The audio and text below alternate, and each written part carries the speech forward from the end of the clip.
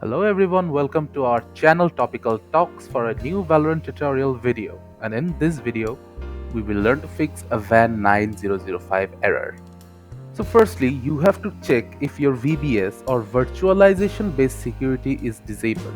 In order to do that, go to search panel, then type system information.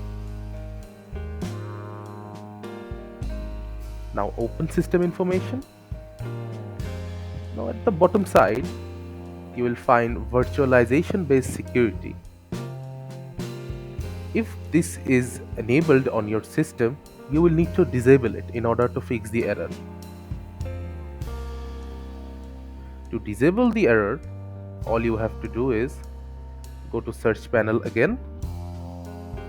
Now type command prompt.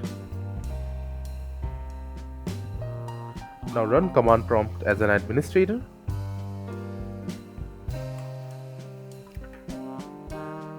In here you have to type bcdedit space /set space hypervisor launch type space off and then hit enter.